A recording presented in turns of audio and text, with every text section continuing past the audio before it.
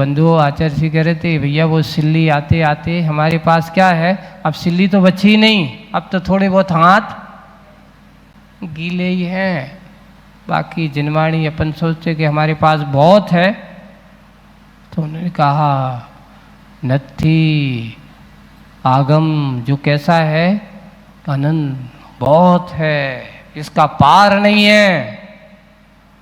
अंतो नत्थि सुदीनम कालो थोवो वयम च दुम्मेहा। ऐसा आचार्य पुष्प का नाम उसमें पंचस्तिकाय में गाथा टीका में आई है कि बहुत अंतो नत्थि सुदीनम, सुध का कोई पार नहीं है, इसको पार पाना अपन सीमा नहीं है। आज हमारे पास है क्या, बहुत कम है। हमेशा अपने आप को उसमें लगाए रखता है, ऐसे ही उसको पाने की चेष्टा करता है। साधु हमेशा ऐसे गुरुओं की कृपा, अगर जिनवाणी का सार अगर होता है तो कहाँ से मिलेगा, ऐसे गुरुओं के माध्यम से।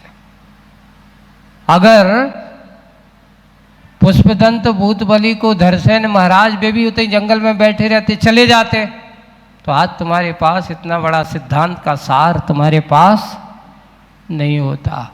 उन्होंने वन को छोड़ करके इस तरफ मुख मोड़ा, शिष्य की ओर मुख मोड़ा, उसी का परिणाम ये है कि आज तुम्हारे पास सठखंडागम जैसे शास्त्रों का समागम है। अब पढ़ने वाले नहीं हैं, अब तो आप उनको नमोस्ती कर लो, इतनी बहुत है। उनको पढ़ने के लिए विशेष पात्रता चाहिए, विशेष मन का संकल्प इस प्रकार का होना चाहिए। ऐसे हर किसी के हाथ लग जाए तो समझ से परे होता है। ऐसे ग्रंथ होते हैं वे। आज यही है कि मात्र उनकी आचार्य का ये संबंध कि गुरु महाराज ने मेरे ऊपर कृपा की, उन्होंने मुझे अपना ज्ञान दिया, ज्ञान के दास संयम का दान दिया, और संयम का दान दे करके मेरे लिए एक बात ही सही सन्यास का एहसास कराया। सही दीक्षा वही है जहाँ किसी प्रकार का कोई भेदभाव ना हो। दीक्षा की परिभाषा यहाँ दी जा रही है, जहाँ खेद भाव ना हो, एक भेदभाव ना हो और खेद भाव ना हो। खेद भाव कैसा, अरे भैया दीक्षा तो ले ली, अब यहाँ बैठे बैठे क्या करें, मन में ऐसा नहीं कि हमने गलती तो नहीं कर दी, यहाँ मन नहीं लगता है। ऐसा अगर मन में विचार आए, खेद भाव हो रहा है, तो वो दीक्षा कोई काम की नहीं है। दीक्षा लेने के बाद आचार्य का एक ही काम होता है। हम लोगों को बार बार आचार्य कहते थे कि ध्यान रखना, एक चिंतन हमेशा याद रखना चाहिए, हमने घर क्यों छोड़ा। प्रश्न हमेशा एक बना रहना चाहिए, हमने दीक्षा क्यों ली। खेद भाव के लिए नहीं, भेदभाव के लिए नहीं। हमारे मन में ये होना चाहिए कि जिस दिन हमने दीक्षा ली, निरंतर हमेशा उत्साह होना चाहिए कि मेरे अपने व्रत लिए कहीं इन व्रतों में कोई दोष ना हो। हमेशा कभी भी हो। एक सूत्र और बार बार कहते थे दीक्षा में, इसको याद रखना। और जब हम प्रतिक्रमण करते हैं, अपने व्रतों का चिंतन करते रहना चाहिए कि मेरे ये व्रत हैं, मैंने ये ऐसा संकल्प किया है, हे भगवान अगर इस मेरे व्रत में कोई दोष लगा हो तो वह दोष तस्मिच्छामि दुक्खड़म। ये भाव होना चाहिए मुनि के लिए भी और श्रावक के लिए भी। श्रावक के भी व्रत होते ना, श्रावक का भी एक संकल्प है, ये भी उसका एक दीक्षा का प्राथमिक भूमिका है। श्रावक की भूमिका में अणुव्रतों को स्वीकार करना, अर्थात लिखा 12 व्रतों को वही स्वीकार कर रहा है। श्रावक प्रतिमाओं को ग्रहण कर रहा है, संकल्प ले रहा है, अर्थात वह अपने आप को मुनि बनने का अभ्यास प्रारंभ कर रहा है, मुनि बनने की ओर अपने आप को लगाने का प्रयास कर रहा है। और जो ऐसे भाव ही नहीं करते, समझ लेना उसके अंदर ये सब होने के बाद, सामर्थ्य होने के बाद, शक्ति होने के बाद फिर भी व्रतों के प्रति आस्था नहीं है, तो समझ लेना क्या हुआ, मनुष्य जीवन मिला पर हमने उसका उपयोग सही नहीं किया। हुआ अपन कहते तो एक भजन पढ़ते, तूने जानो न रतन को मोल, हेरा दव हीरा ककरन में। पहले पुराने भजन चलते थे, तूने जानो न रतन का मोल, इस रत्न का मोल नहीं समझा और उसको कहाँ कंकर पत्थरों के साथ उसको रख दिया और उसमें पटक गिर गया। अब सोचिए, बहुमूल्य हीरा कंकर पत्थरों के साथ पड़ गया और उसमें जाकर के गुम गया। अब खोजते रहो, मिलने वाला नहीं है। वैसे ही मनुष्य पर्याय को रत्न की तरह कहा और इसको विषय कसायों के कचरों में पटक दिया, भोगों के कचरों में पटक दिया, कंकर पत्थरों में लगा दिया। अब घूमते रहो, भटकते रहो, खोजते रहो, उसका उपयोग होने वाला नहीं है। इसलिए हीरे को चमक उतारो, चमकाओ। यहाँ पर यही कहा कि पुनः मिलेगा ये पर्याय कोई भरोसा नहीं है। छैडालब की इस पंक्ति को याद रखना कि हे भव्य आत्माओं, कि जैसे सागर में मणि फेंक देने के बाद उस मणि को खोजना बहुत दुर्लभ है और खोजने पर मिल जाना बहुत दुर्लभ है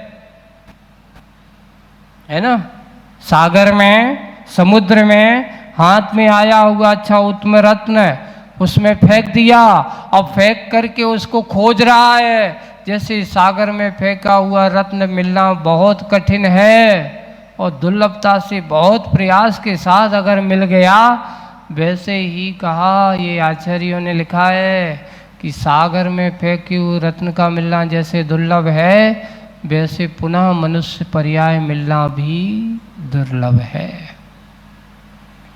इसकी कीमत समझना। अगर आया और चला गया, पुनः मिलेगी कोई भरोसा। इसलिए हमारे पास रत्न है, अनमोल रत्न है, इसकी कीमत समझो। इसको अगर सुंदरता, इसकी चमक, तो आचार्य जी बार बार हम लोगों से कहती, जैसे दीक्षा है आपने ली है, अपने अंदर के गुणों को प्रकट करते हैं, तो आप कैसे करते हो, कैसे अपने अंदर की चमक आती? तो बोले कि जब हम लोग महुआ जी में थे, तो वहाँ पर बाजू में एक कारखाना था, काय को हीरे को तराशने का, उस पर पहलू बनाने का। तो हम लोग गए, आचार्य जी ने देखा कैसे पहलू बनाते हैं, तो वो कच्चा उन्हें बनाना चालू किया। जैसे वो उस पर लगाता तो हीरे की चमक उभर करके, जहाँ जैसे उस सांड पे लगाता उसकी चमक मिलकर सामने और आ जाती। लगाता जा रहा है, धीरे घिसता है, उसकी चमक प्रकट हो जाती है। बस आचार्य जी तत्काल बोलते हैं, देखो जैसे इस हीरे के अंदर छुपी हुई चमक बाहर आ रही है, वैसे ही मुनिराजों के अंदर, अपने अंदर की कसायों की परत से गुण आपके छुपे हुए हैं। और तप के सांड पर लगा देते हैं, व्रत संकल्प के सांड पर इसको लगा देते हैं। जैसे जैसे हमारे व्रतों की उस संपर्क में आता है, हमारे गुण कैसे हीरे जैसे चमकने लगते हैं। हमारी चमक उस हीरे की तरह चमकदार बन जाती है। हमें भी अपनी चमक को बरकरार करना है, तो सबसे पहले अपने व्रतों के प्रति कैसे होना चाहिए? संन्यास वही है, खेद भाव नहीं, भेदभाव नहीं, क्योंकि खेद भाव और भेदभाव आपकी चमक को कम करेंगे। साधु को कहीं पर भी रहे, भेदभाव, किससे भेदभाव करना है तो अपने भेद ज्ञान करना है, भेदभाव करने की जरूरत नहीं है। अगर ये भाई सामने वाले को लगता जरूर है, अरे महाराज ये तो उनके ही हो गए। सोचने वाले को कोई किसी के बारे में अपन कह नहीं सकते। उद्देश्य अगर साधु का अच्छा होता है तो अगर सामने वाले की योग्यता दिखती, अगर उसको कहता है तो इसका भेदभाव नहीं है, उसको मालूम है कि ये ऐसा कर सकता है, इसके पास ऐसी क्षमता है। एक बहुत अच्छी बात कही गई थी। एक व्यक्ति आया, महाराज जब देखो जी हम आए थे मांग भी आ जाते। बड़ी शिकायत थी उसको, यानी दान वगैरह या कुछ भी इस प्रकार। और जहाँ जाओ तो महाराज भी कहते भैया अच्छा है करो, वो भी ऐसा है। हम तो परेशान हो गए, लेकिन मांगने आते तुम देते हो कि नहीं देते? बल्कि देते तो हैं। तो उसको मैंने अच्छा से बहुत अच्छे उदाहरण दिया गया है। क्या दिया? ये बताओ, आदमी पत्थर किस पेड़ में मारते, ये बताओ। कौन से पेड़ में पत्थर मारते हैं बताओ? जिसमें फल लगे हों। जिसमें फल नहीं लगे उसमें कोई पत्थर मारता? नहीं मारता ना। सोचो आप फलदार पेड़ हो, क्या हो आप? अहो भाग्य है, बिना फल वालों को कोई देखता नहीं है। ऐसा सोचो, कभी ये मत सोचो कि ये हमसे मांगने आ जाते। नहीं, फलदार पेड़ पर हर कोई पत्थर मारता है, पर बदले में वो फल देता है, पत्थर नहीं देता। ये दानी का स्वभाव होता है। दानी ऐसा होना चाहिए, फलदार पेड़ की तरह। ऐसा दानी जो होते हैं वे हमेशा कभी दान का अभिमान नहीं करते। दे करके कभी ये नहीं कहते कि नहीं मैंने दे दिया बस अब नहीं और नहीं। नहीं, दान में कभी संतुष्ट नहीं होना। अगर आप इसमें संतुष्ट हो गए, जैसे धन में आप संतुष्ट नहीं होते, तो मैं कहूँ सके तो उससे पहले आपको दान में भी संतुष्ट नहीं होना। दान जितना दोगे उतना ही तेरा उत्थान ही होगा, और जितना जोड़ के रखोगे उतना ही तेरा अवदान होगा, बढ़ेगा, ऊंचा उठेगा। वही बात है। इसलिए हमेशा एक साथ भेदभाव नहीं, खेदभाव नहीं, और मत एक वेद भाव होना चाहिए। मैं कौन हूँ? वेद का अर्थ यहाँ पे पुरुष स्त्री ये नहीं, वेद का अर्थ ज्ञान स्वभावी हो। विद्या तो ज्ञान के अर्थ में आती है। मैं कौन हूं, मैं कैसा हूं, ऐसा भाव होना चाहिए। मेरा स्वभाव क्या है, ऐसे स्वभाव का परिचय जिसको हो जाता है, इसका नाम वेद भाव। मैं स्त्री हूं, मैं पुरुष हूं या नपुंसक, ऐसा चिंतन नहीं करना। मैं कौन हूं? ज्ञान स्वरूपी एक आत्मा हूं। अपने अंदर के ज्ञान स्वरूपता की ओर आ जाना, आत्मा के अनुभव की ओर आना, यही दीक्षा का सार्थकपना है। वेद भाव से एक साथ सबके साथ साम्य भाव का नाता हो। छोटा हो तो छोटे जैसा, बड़ा हो तो बड़े जैसा है, बच्चे हो तो बच्चे जैसे हो, बड़े हो जाओ तो बड़े जैसे हो, जहाँ जैसे वैसे हो जाना।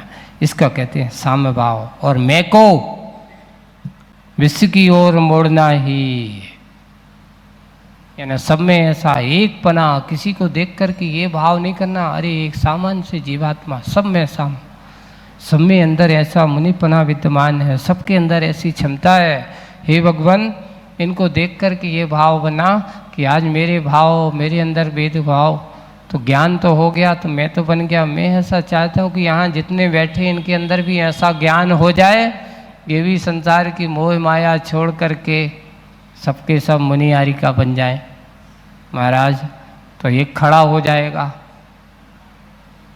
जैसे ऐसे कहा, मैं तो यही चाह रहा हूँ कि सबके सब मुनि बन जाए। एक खड़ा हो गया महाराज, अगर आपकी बात को सबने स्वीकार कर लिए, सब मुनि बन गए, तो इनकी व्यवस्था कौन करेगा? इनकी व्यवस्था कौन करेगा? इनकी आहारचर्या कौन कराएगा? इनका विहार कौन कराएगा? इनका और भी आवाज़ पे सबकी सब मुनि बन गए तो आपकी बात मान ली तो। मैंने कहा माने तो कितनी मानते हैं, और इतना है कि जो ऐसा सोच रहा है वो तो कभी मानने वालों क्यों, जो पहले व्यवस्था की सोचता हो उसकी अवस्था कभी मुनि की हो ही नहीं सकती। मुनि की अवस्था तो वो होती है जो कहता है व्यवस्था नहीं, व्यवस्थित हो जाओ। मुनि कभी व्यवस्था के बारे में नहीं सोचता कि क्या व्यवस्था है हमारी, कैसा होगा, नहीं। जो अपने आप में व्यवस्थित होकर के जीवन जीता है उसका नाम मुनि होता है, व्यवस्थाओं में नहीं। इसलिए विश्व की ओर मुड़ना, सब में एक समानता की दृष्टि से देखना सही सन्यास है। आज की कविता का सार सन्यास की बात, और बहुत अच्छे आचार्य जी ने ये कहा कि मात वन में बैठ जाने का नाम अकेला सन्यास नहीं है, वन की ओर मुख मोड़ करके वन की ओर चला जाने का नाम सन्यास नहीं है। सन्यास का अर्थ है अपने आप को सबके साथ बैठ करके साम्य भाव को प्राप्त हो जाना, अपने वेद ज्ञान को प्राप्त हो जाना, वेद ज्ञान को प्राप्त कर लेना। यही सबसे बड़ी दीक्षा का उपक्रम है जो हमें गुरु महाराज की कृपा से प्राप्त हो गया। आज हम सब भी धन्य हैं कि ऐसे गुरु महाराज की उनके ऊपर कृपा का पात्र उनके ऊपर हुआ, उनने हमारे ऊपर की, और उसी कृपा का प्रभाव है कि हम भी अपने आप को धन्य समझते हैं। और ऐसे ही धन्यता के भाव सबके जीवन में मिलते चले जाते हैं। सार्थक पहलू यहीं से है। इसलिए गुरुओं के द्वारा महापुरुषों के किया हुआ उपकार कभी भुलाया नहीं जा सकता, और भूलना भी नहीं चाहिए। जो भूल जाए तो सब समझ लेना वो सबसे बड़ा भक्त नहीं है, कम भक्त जरूर है। क्योंकि जो गुरु को भूल जाए वो कम भक्त है, और भक्त कौन है? जो अपने प्रभु और गुरु को हमेशा याद रखे। कई भी काम करे, कोई भी काम करे, सबसे शुरुआत करे तो सबसे पहले किसका स्मरण करे? उसको कहते हैं भक्त। और कम भक्त कहता है कि अरे हो तो गई, कौन करे, समय नहीं है। तुम तो सीधे ऐसे व्यक्ति हमेशा सफल की ओर नहीं आते। सफल वही होते हैं जो अपने गुरु और प्रभु को हमेशा स्मरण करते रहते। आज का क्लास का यही बस। बोलिए परम पूज्य आचार्य गुरुवर श्री विद्यासागर जी।